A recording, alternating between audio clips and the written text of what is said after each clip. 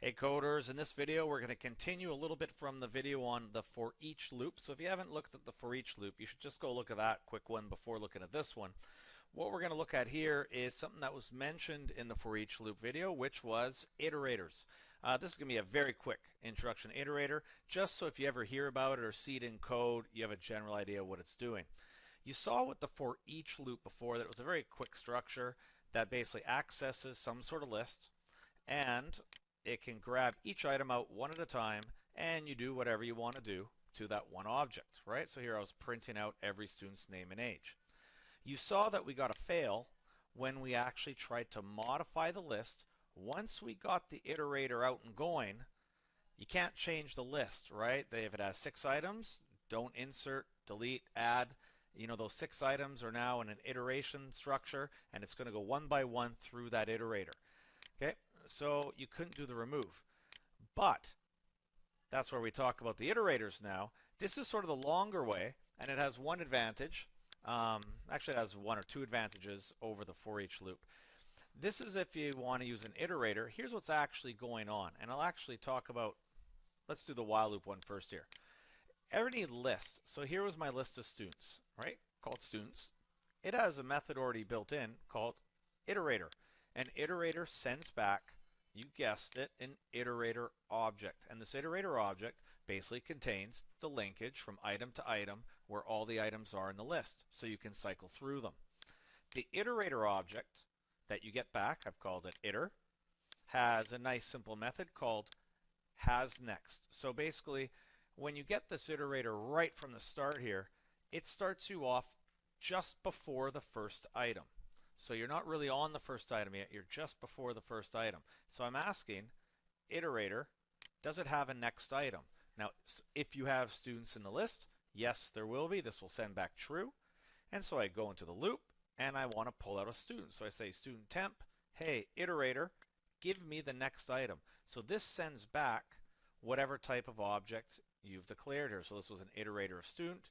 This is going to send me back students. If you don't put anything here, it's going to send you back the default object type, right? And you might have to do some casting, to use it properly.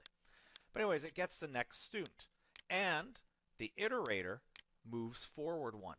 So now the iterator is basically pointing to the location, right, at that student in the list order. And then you can do whatever you want to do with the student, get their name, and it comes back up. And it says, hey, iterator, do you have another one? Well, if there's another student after this position, then it's going to say yes. Then I go and I grab it, I print out their name. And so you can see what happens here is it ends up working out okay, and it's going to cycle through the list, printing out all their names, just like before. Now obviously, you probably don't want to write this just for printing out the names, because this looks a little more complicated. But what we didn't tell you is there's also methods called hasPrevious that it can let you go backwards through the list, as well as forwards, so you don't have to just go one way. So that's one advantage that the iterator object will let you do. And the other advantage, if you use an iterator, is it lets you do this idea here. So this is the exact same loop here, written with a for loop, and you'll sort of see the structure of the for loop. I grab the iterator, right? So it looks a little weird if you haven't seen this before, but it's very similar to the while loop here. I grab the iterator of students, right? And then the for loop condition, it's one condition. As long as the iterator hasNext is true, then it keeps going. Okay, and notice there's no k equals k plus 1, right? I'm not using a counter.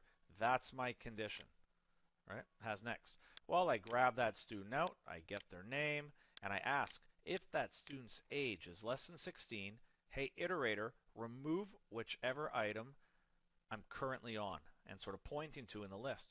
So it'll remove that student, and it sort of modifies itself. Unlike the for each loop, it does whatever it has to do so that when you move on now to the next one, it does get you the proper next student. You're not going to skip over one. It's not going to give you red lines, and you'll get all the students who are under 16 removed from the list.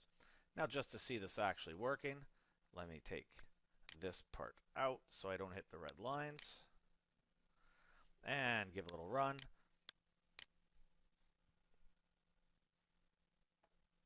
And there we go. You can see here I've got my iterator for loop. Adam removed. Let's just scroll down to the code here. So this was running. It removed Adam, Bob, Celine, Dennis, and the final student list. There was only one student left, Effie. I'll just run it again because it is random numbers all the time. This time it left 3 students in. Okay, and if you want to verify it's removing the right ages, you can see there that it is, and all's going well. So that's a little introduction to the iterator. Keep in mind I didn't use iterator previous, which can be useful in certain algorithms, but this gives you a little idea of the for each loop and iterators. And if you actually look at this, this is actually sort of what the for each loop is doing. The for each loop is basically this being written for you in a much shorter form, right? When you just do this. Okay, the iterator sort of being hidden behind there. The difference though is you have no iterator object stated, so you can't do the removing. Okay, that's basically it for iterators. At least you have a basic idea, right? When you see them in code. Oh, I'll also mention here, you can use these iterators with any list that has objects that are, I'm just trying to cycle here, that are called iterable. Iterable is an interface that you can implement in a class. You can go read about that one if you want.